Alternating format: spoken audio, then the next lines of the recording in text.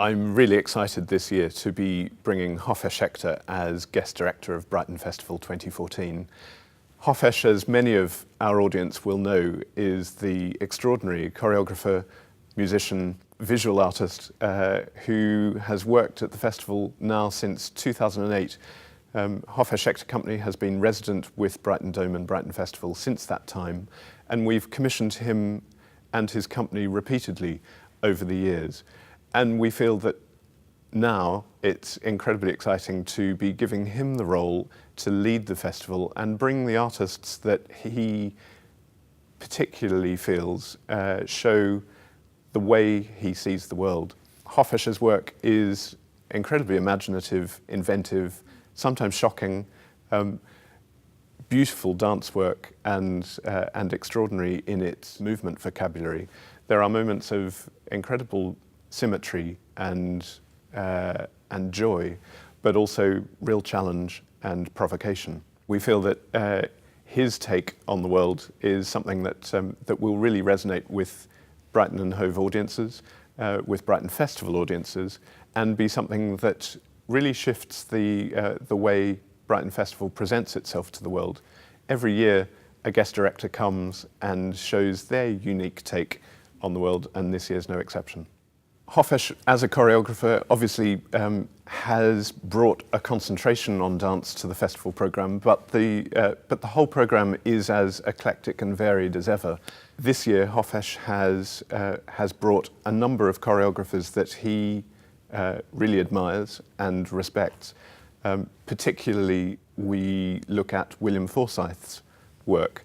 One of the things we've talked a lot with Hofesh about is paradox, and particularly the paradox and contradiction of artists who dare to stand apart from the crowd, who dare to tell it the way they see it and do it the way they feel it, and yet also, because of that, achieve such a following and such popularity.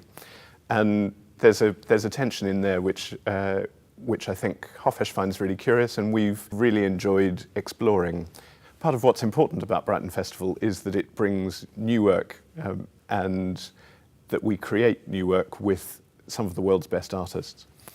Hofesh Hector, obviously, we have commissioned several times in the past, and this year is no exception. We worked with a number of other festivals and organisations to help him create his new work, Sun, and it has been on a world tour and will be coming home, if you like, to the festival, to open the festival in May. It's an incredibly rich work, full of ideas, almost too many to explain, but it has given us an incredibly rich platform on which to build our programme, and we've really started with some of the ideas that Sun presents as a jumping off point for the rest of the programme. We're also very excited to be bringing Dmitry Krymov's extraordinary work, Opus number 7. Dmitry Krymov is one of the great directors of Russian theatre at the moment, and we've worked together with London International Festival of Theatre, LIFT, Norfolk and Norwich Festival, and Northern Stage. And that work will receive its UK premiere at Brighton Festival. For me, this year is working with Hofesh Hector, who is a choreographer who has worked a lot here locally in Brighton and has presented work on the stage here in Brighton Dome on many occasions. His passion and his philosophy and his creative process has inspired much of the programme and has helped us to shape it along the way. We're trying to present work where audiences can really get a different perspective on society or on culture, and in some of the work that's particularly provocative, like Hofesh's own work, Sun, that he's dealing with some of the ugly injustices of society, and audiences are being challenged in new ways. A lot of the work presented in the festival is not necessarily easy. It's there to provoke, and it's there to be cutting edge, and it's there to do something different and something new.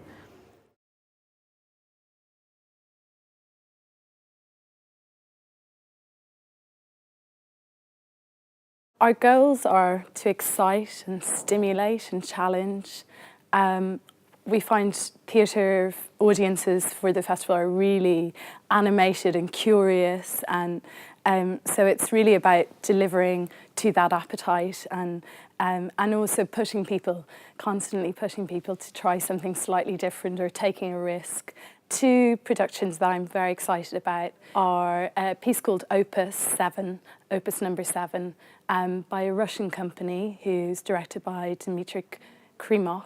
And it's the first time that this piece has been in England. And we're very excited to present the UK premiere. It's going to take place in the Corn Exchange in an unusual format and configuration.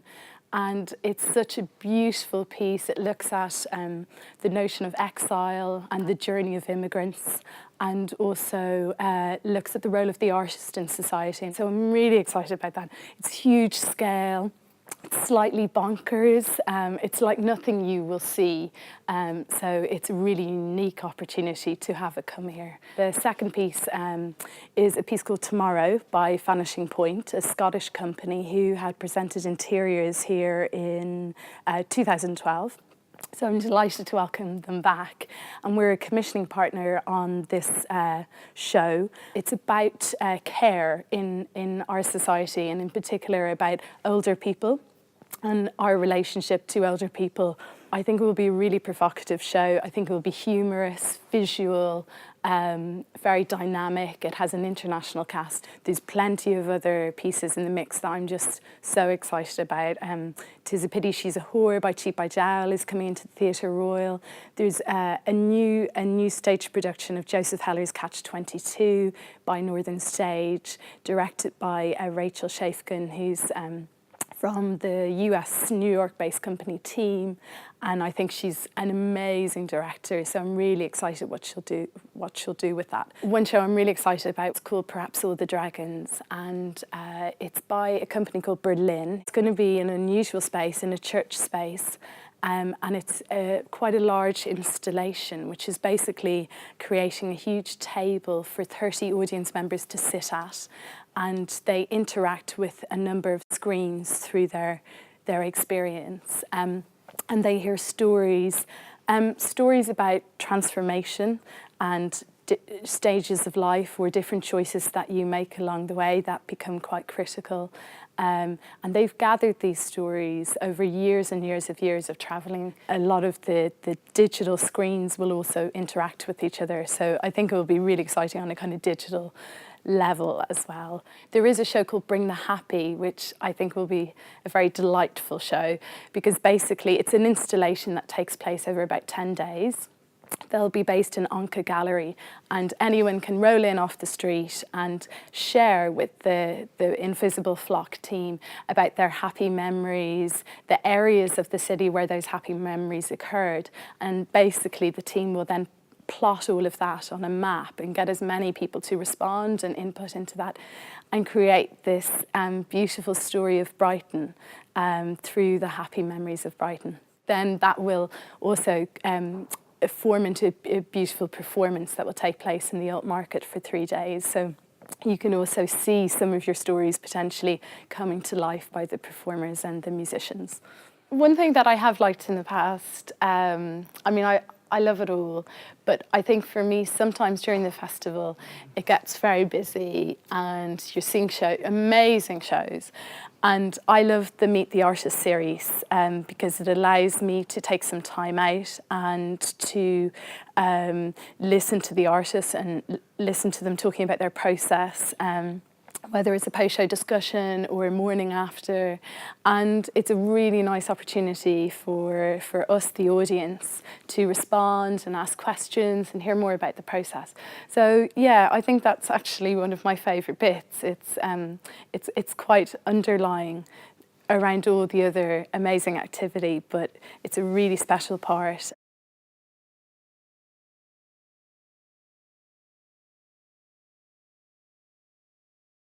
Our goals for this year are to investigate new ways of bringing audiences in to see dance, and to highlight dance as the art form this year. I think the most exciting thing is to see that juxtaposition between new rising stars of the choreographic art form put alongside some of the most amazing choreographers like Hofesh Schechter, who's our guest director this year, as well as some of our international guests like Wim van der Kabus bringing his new piece to the UK.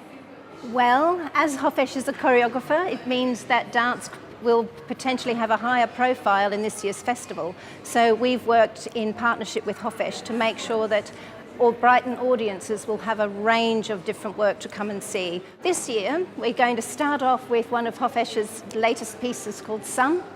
And alongside that, there's going to be the chance for audiences to see some of the outtakes or director's cuts from Sun. And that's an opportunity for audiences to come along and see what Hofesh has taken out of his work and why he's made those decisions. So it's a real insight into his critical decision making around how he structures his work.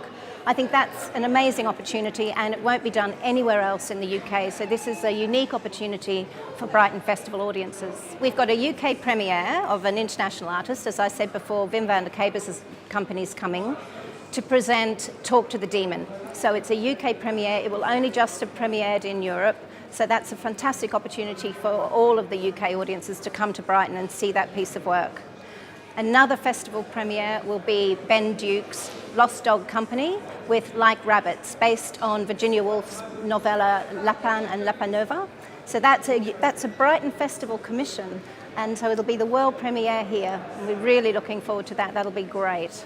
Another exciting piece we're going to have is a piece by a company called Les Slovaks, and they're coming over from Europe to present opening night on closing night. So the piece is all about friendship and meeting again, and it's a really beautiful take, very simple, fantastic performances from the 5 male dancers. So that's something that we really want to see on closing night.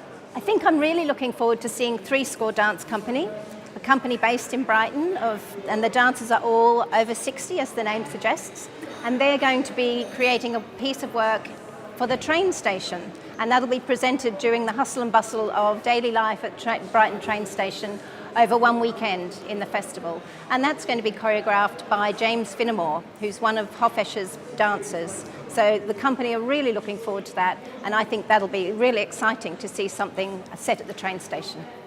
Everybody's favourite, of course, is Breaking Convention, a festival extra.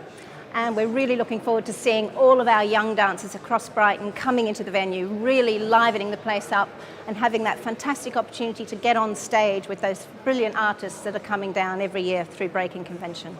I think this is a chance to really highlight the dance programme and to bring new audiences in to see such a range of work. So some of it's very narrative driven, some of it there's no narrative at all. It's got fantastic performers in it, so I'm really hoping that our dance audiences will really enjoy the show and then continue to come and see what's on offer at Brighton Dome year round.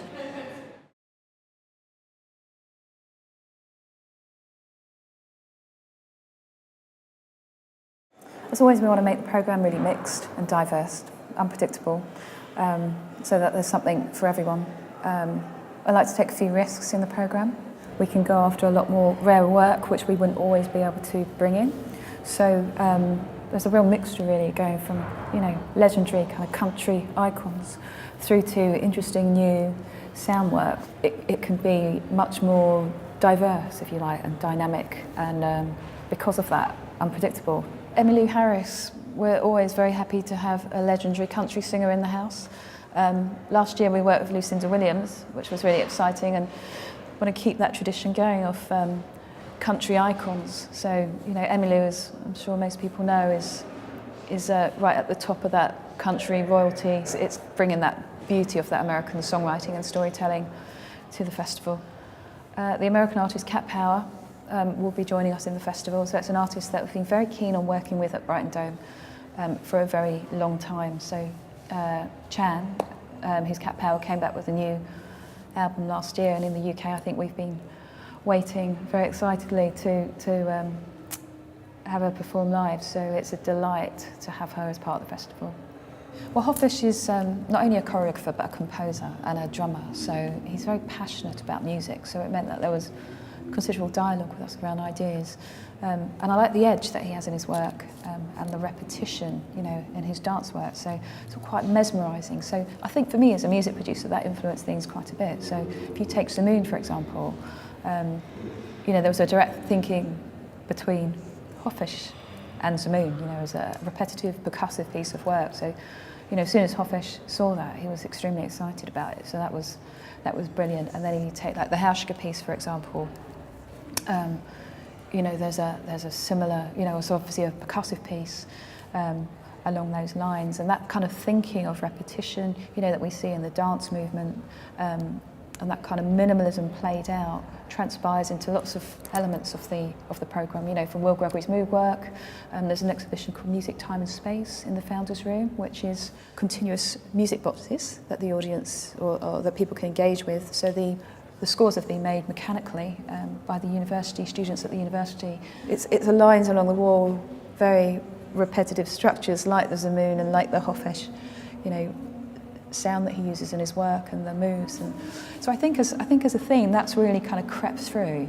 Peaches Christ Superstar in the Theatre Royal, which, as you can probably guess, is a play on Jesus Christ Superstar, the Andrew Lloyd Webber musical. So Peaches, who we love very much, the Canadian electronic artist, one of the things that we love about her is just her, you know, as an artist, she delves into so many areas. So this particular project is the opposite of the Peaches we might see, that really flamboyant electronic artist. This is stripped bare. It's a one-woman musical interpreting Jesus Christ Superstar with a backing of a pianist, and she totally pulls it off. And that will be in the Theatre Royal, so it's going to be a lovely setting to see a piece of work like that. Tamani Diabate, accompanied by his son Siddiqui. So Tamani's been here in the past before. You could call him the grandmaster of kora playing, if you like. So he's doing he's got a new album coming out, which is a duet with his son Siddiqui. So it's quite exciting to see that new generation of kora players coming through. And once again, we're going to do that in the Theatre Royal because it feels, you know, it's quite an intimate piece. So we think it's going to work really nicely in there. I'm looking forward to being surprised. You know, I'm definitely going to see some stuff that I wouldn't normally think to see. So, you know, that's what a festival brings to me personally. It's like I like to come across new artists and new work that I don't know about.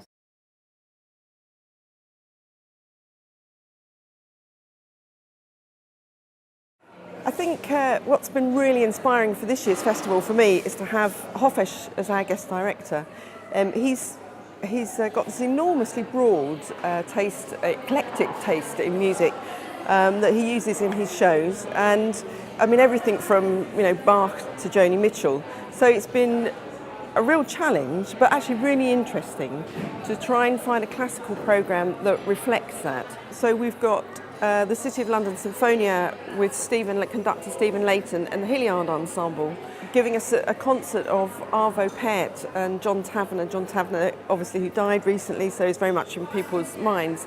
He was very inspired, hugely inspired by religions from around the world, but particularly Russian Orthodox Church, and he uses some texts and some musical ideas from that church. It always is reflected somehow in his music. Arvo Pärt, another composer who uses quite slow-moving musical ideas. He'll take one musical idea and it will take minutes to come out. Their music is sacred somehow when they're writing, and you get that sense when you're listening in the audience.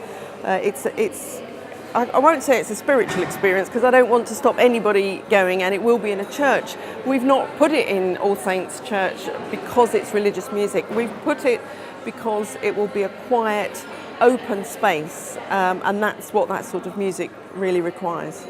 Somewhere in the classical music there is going to be something, hopefully for everyone. There is The Tempest, which is a performance that's coming from the New London Console. It's music inspired by Shakespeare's play. It will sound like the music that Shakespeare would have heard, so they absolutely take that authentic Shakespeare sound and they'll be recreating it in the Dome for us in the middle of the festival. The chamber music this year, we have Angela Hewitt, who's very renowned pianist, will be at Glyndebourne.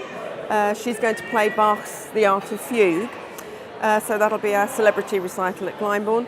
We have the Elias Quartet returning. Last year they started their Beethoven cycle. So they'll come back and give us 3 more of the Beethoven concerts, and that will be completing the Beethoven cycle that they've been doing nationally. We also have some song recitals. The soprano Lucy Crowe, who actually first featured in our lunchtime series some years ago. She's going to sing Mozart arias with Harry Bickett conducting the English Concert Orchestra. So that will just be a beautiful Mozart arias evening. I often think that one of the little gems in the music programme is the lunchtime series. We developed the series originally to give a platform to young artists who quite often can't get some of their first concert performances. They're short concerts, 1 till 2 o'clock, there's no interval. It gives the artists an opportunity to perhaps try out new repertoire, or in some cases, some of their first performing chances. This year we've invited some French musicians to come to work at the Brighton Festival. It's a very unusual collaboration. There's an early music trio. They're working with a very old established French jazz trio, a clarinetist called Louis Sclavis, who in the jazz world in Europe is one of the top clarinetists. So they've worked together to make a programme that is some of the early music, some of the jazz, and then they've put some collaborations together. So it's absolutely unique. It's a very different sound. There's all sorts of complications about how you get early instruments playing at one pitch and modern instruments playing at another pitch, so they've worked really hard to get around that. We're really excited to have the Philharmonia Orchestra back with us, one of this country's, in fact one of the world's leading symphony orchestras. It will also feature our own Brighton Festival chorus. It'll be one of our really large-scale concerts, over 250 musicians on stage. It'll be a really terrific and exciting evening. So once we've finished this enormous concert in the Dome, we're hoping that many of the audience will come over to Circus Street, to the slightly bleak setting, a complete contrast to what they've just heard, to hear members of the Philharmonia Orchestra play Strauss' Metamorphosen.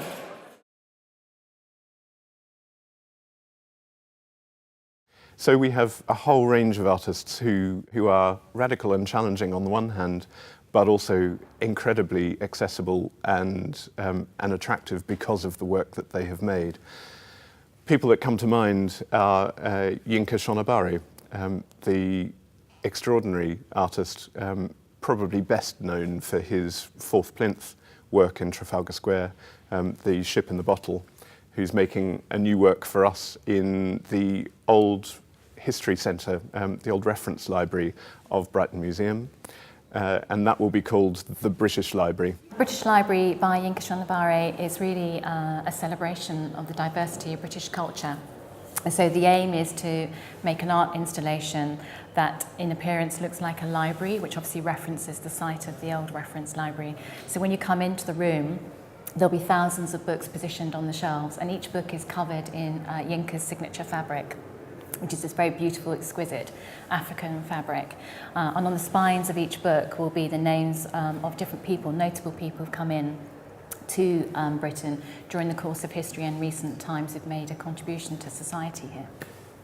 We look at William Forsythe's work, the extraordinary American choreographer based in Germany, and we have a very special installation piece, which he regards as a choreographic object rather than an art installation, a choreographic object that brings people to it to explore movement in space.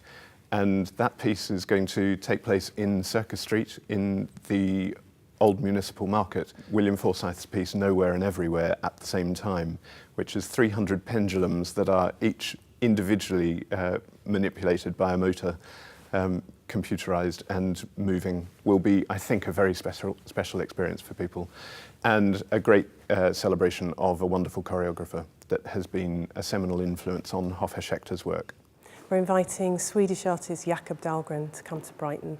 Jakob's trained as an abstract painter, but he's now well known for amassing large quantities of manufactured goods such as coat hangers, packets of dried food, dartboards, and making those into large works that have a very strong visual impact, usually through pattern or the ordering of colour. One of the things that's really fascinating about his work beyond that is that he's really interested in the interactive potential of his works. He describes the kind of magic moment of when people are invited or seem to be invited to take part in his works physically, and the moment at which they realise that they can, being a real kind of moment of excitement.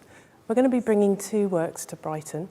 The first is The Wonderful World of Abstraction, which is a piece that's comprised of thousands of metres of ribbon suspended from a metal frame, which you can walk through, which I think will create a tremendous sense of fun and excitement around it. The second is a piece called Heaven is a Place on Earth.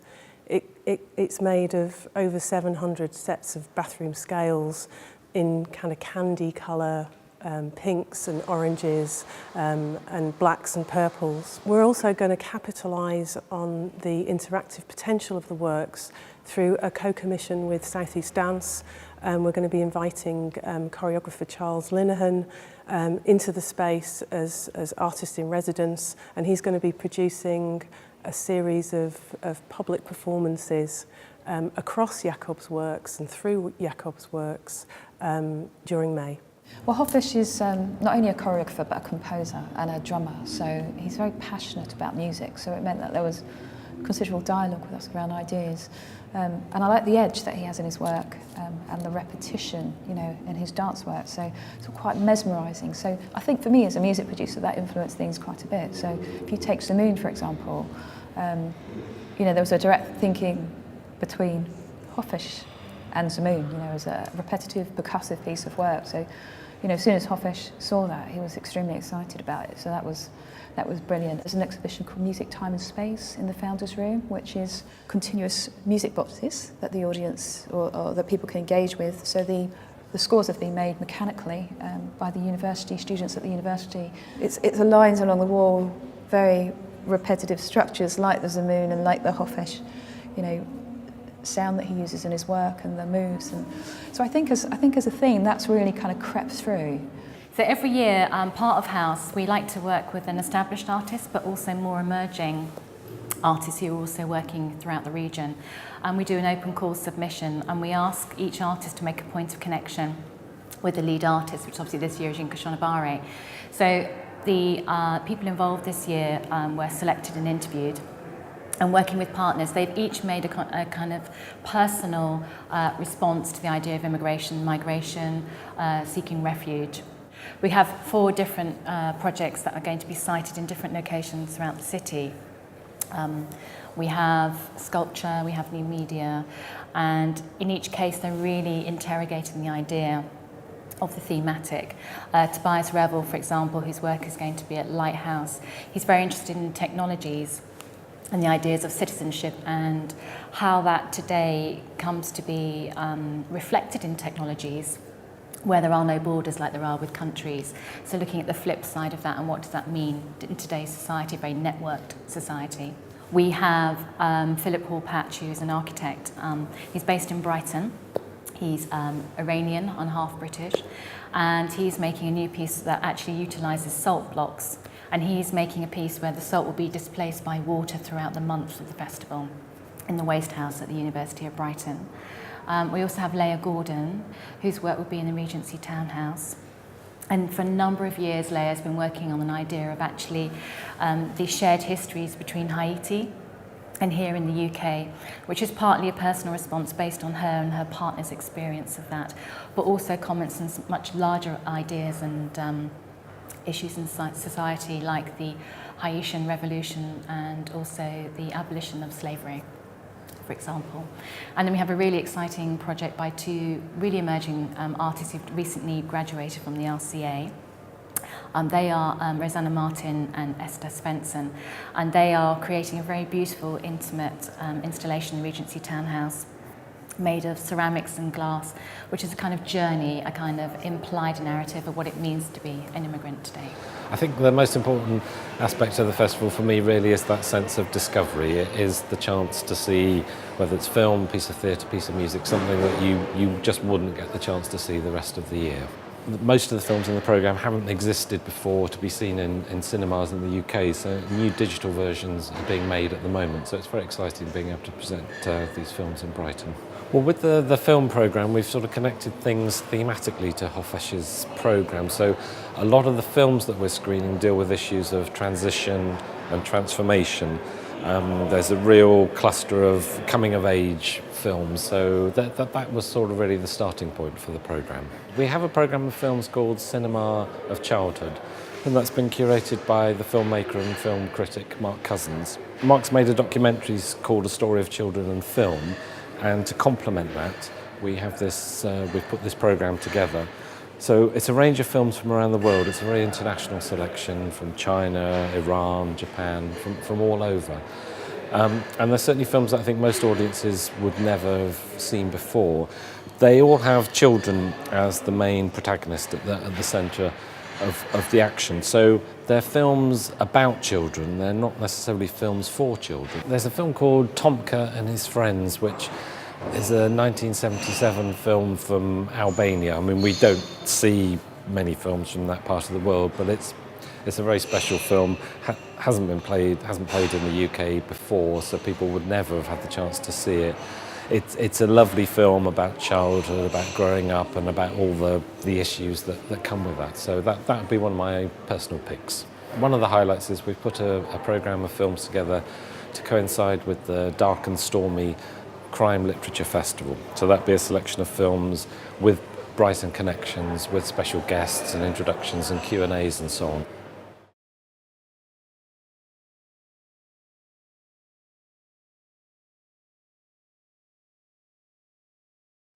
So we have a very exciting circus piece coming from Belgium. The company is called Feria Musica, and their work is called Sinué. We have a UK premiere of this piece, and it's a beautiful coming-of-age story about a young boy called Jules, who is gripped with fear at the thought of growing up and going through the passages and the obstacles that young people have to go through, but at the same time is excited about diving right in. And that particular piece will be showing here in the concert hall with lots of beautiful bespoke structures that the acrobats and aerial dancers will be working on, and also its own sound score. So that's a very exciting piece of circus work. And on similar themes of the coming of age process and initiations, we also have a spectacular outdoor piece for the finale weekend of the festival called 1 Million. 1 Million is a piece by Tangled Feet, and it's a large-scale outdoor nighttime performance which is going to be the finale of the festival. Also, as part of the outdoor programme, we have the Without Walls commissions, which are new commissions, work that has never been seen before, and we have the world premiere of a piece by the acclaimed outdoor theatre company called Metro Boulot Dodo, and that piece is called Safe House, which will be a fusion of new media, projection, aerial work. The theme of the piece is the gap between house and home, and the notions of feeling part of a community and belonging.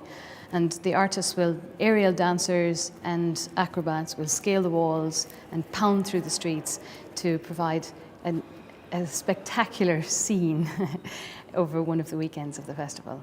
I'd really like to talk about Flown, which is a circus show that we're really excited to have in Theatre Royal in the last week of the festival.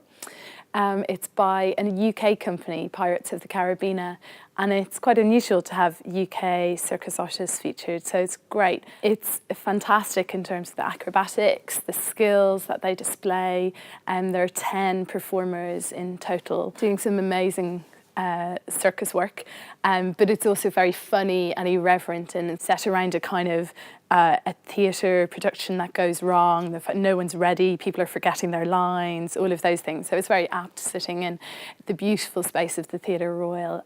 So yeah, I'm really excited about that one.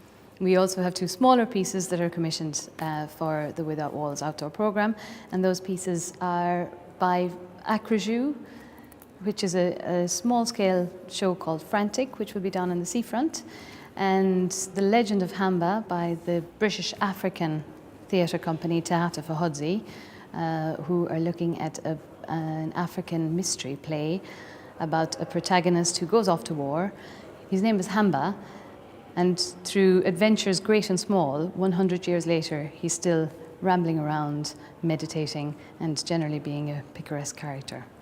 So that should be very exciting.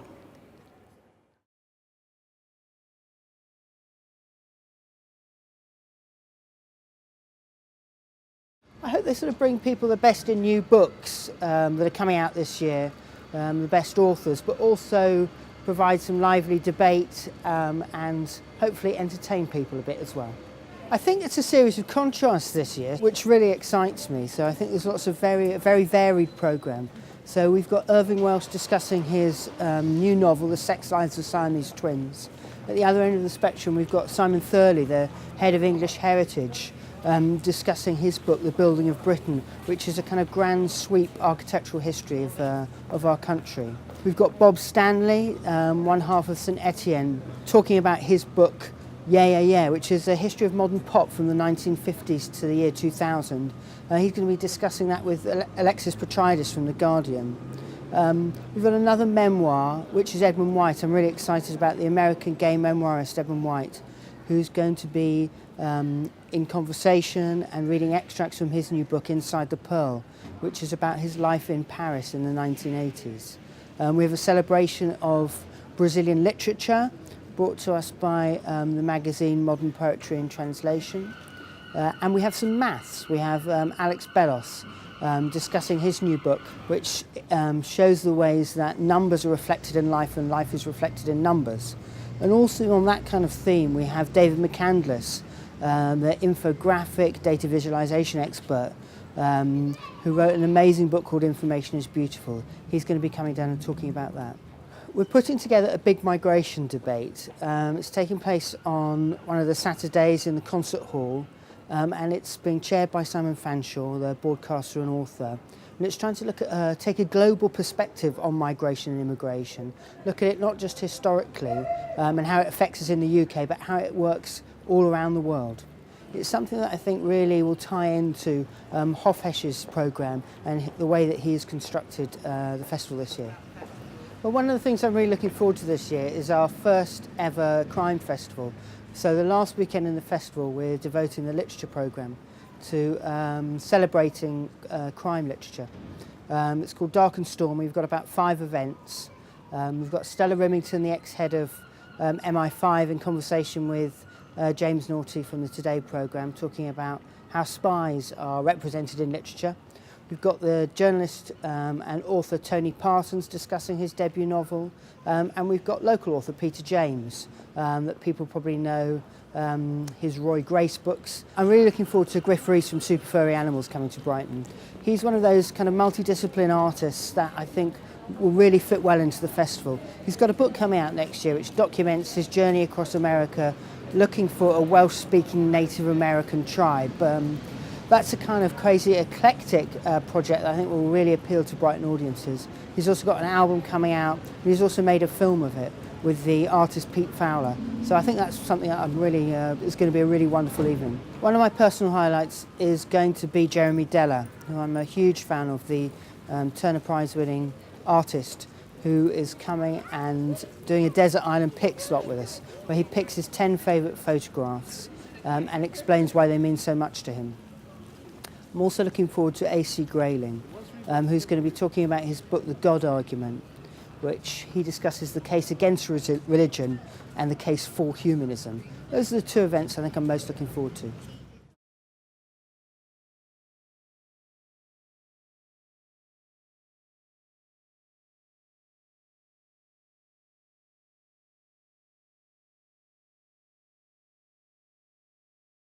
It's going to be an amazing parade this year. Hoffe Schechter, our guest director, will lead it, and I can't think of anyone better. But this year the theme of the parade is the arts. So the children are divided up into sections, theatre, visual arts, spoken word. But the theme of music runs all the way through, and we've got a musician in residence for the first time in 26 years. And the musician in residence will be going around all the schools, so we hope for a real variety of music throughout the parade this year. And of course dance will probably be in the lead because of Hofesh, but it promises to be a really amazing parade with 83 schools and community organisations at the last count taking part. It is the biggest parade in Europe that doesn't have floats and cars and motors. And so we're really, really proud of that, produced as always by Same Sky. We've got Shakespeare's Globe coming back to St Nicholas Rest Garden again, hooray. Much Ado About Nothing this year, which is, we're back to comedies, having had King Lear last year. I'm really, really excited about that because the Globe always do the storytelling very well, and sometimes Shakespeare's plots get a bit complicated. And I think sitting on the grass with your picnic, there's no better way really to understand what's going on, especially if you have people like the Globe who are such masters of storytelling and really, really know their text. The European Dance Festival for Young People, which is 3 shows, all of them are incredibly different. Starting with the one for the youngest children, we have a show called Munch, which is set on a very, very large tablecloth and ends up with a lot of eating of waffles, which have been made during the dance performance. The dancers themselves are not making the waffles, the dancers are dancing on the tablecloth, and they dance with a range of quite dodgy stuff like eggs and flour. In fact, all the ingredients of the waffle with plates and knives and forks. And throughout this wonderful smell of waffle is coming from the end of the tablecloth. And we all get to have some at the end. So what's not to like, really? For older children and their parents, probably almost as much for their parents as for them, we have a show which is a dance piece which is set to John Cage's, some of John Cage's pieces for prepared piano, but it does involve putting screws, elastic bands and all sorts of objects into the strings of the piano according to Mr. Cage's instructions. And then the piano is played live on stage, and a dancer in a way replicates those extraordinary things that have happened to piano so that he's changing his own shape and then attempting to dance. And then without giving it away, there's what we in the trade call a drop at the end, which is rather exciting, from the ceiling of the Old Market Arts Centre. So that will be an extraordinary piece, and I think it will be a piece to interest and challenge our older audiences, who I really encourage to come along, whether they've got an 8-year-old or not, and will entertain the younger ones, which is what I always seek in a show. My third dance piece for young people is free, and it's right out on the streets, and it's over a couple of days at the beginning weekend. And it's a show called Muricamification, and it's basically a street running show, and you pursue, as a family or as grown-ups or as teenagers, you pursue the dancers through the streets of Brighton. You meet in the Dome foyer, you don't know where you're going, you don't know what's going to happen, but it's fast running, it's very, very exciting, and it's great dance.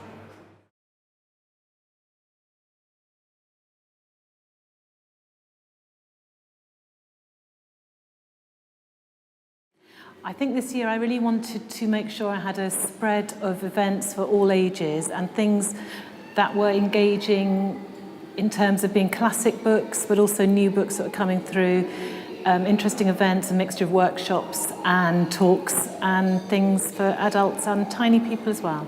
I'm very excited about David Almond coming to the festival. He's doing an event for all ages. It's a family event. He's a brilliant writer who wrote a wonderful book called Skellig. It's a 10-year anniversary of that being created, and he's won every prize, Whitbread, Carnegie, been shortlisted for the Guardian Children's Book Prize, and he's written books for all ages, and he talks very inspirationally about stories and writing, and I've been wanting him to come to the festival for years, so this is quite exciting for me. We've got some fantastic things for teenagers, some wonderful workshops. We've got one with a woman called Catherine Johnson, whose latest novel is called Sawbones, and the hero is a 16-year-old freed Jamaican slave who's working as an apprentice to a surgeon, and basically it's like an 18th century CSI, sort of forensic murder mystery. And Catherine has written for TV and screen as well as novels, so she's brilliant at making stories come alive and inspiring people to do the same. We've got Young City Reads for the second year. This year the author is Francesca Simon. She's the author of Horrid Henry, and she's got a new series of books about Norse mythology, and the first book is called The Sleeping Army, and that's what children all over Brighton and Hove and beyond will be reading. And if you sign up with Collected Works, who organise this scheme, you can get emails and things to do all through this period coming up to the festival. And the exciting thing is you get to meet her in a big event at the end of the festival. So that's a really lovely scheme. And we also have Adopt an Author, which works with 4 authors and 4 classes. They email each other and then they meet up in a private party at the festival. So that's a scheme that's been going for a long time. So that's another thing that we're very proud of. We've got some new authors for different ages. We've got Holly Smale, who's a very cool author for older girls, as well as some brilliant illustrators for very small children, such as Tom Percival, who's written a beautiful book called Herman's Letter and does a fantastic event where kids participate and create their own story.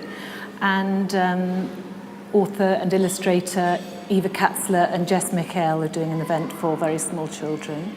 We've got Darren Shan, who's been going for a long time, but his latest book is about zombies, so we're in a new territory for him, although his books have always been quite dark and very popular.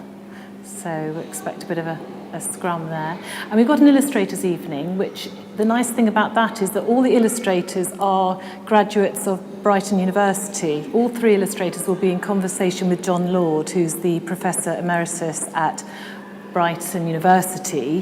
He's an illustrator in his own right, but he taught all of these now grown-up illustrators, so they're coming back. I don't think they've seen each other for years and years, and they're going to have a conversation about their work, show their illustrations, and have an interesting conversation with the audience. So I'm really looking forward to that. I love the workshops for teenagers, especially with Catherine Johnson. We've also got one with Matt Wyman, where you don't actually do any writing, you do talking, you get inspiration, and then you do your writing when that's over. So I'd be quite interested to see how that works.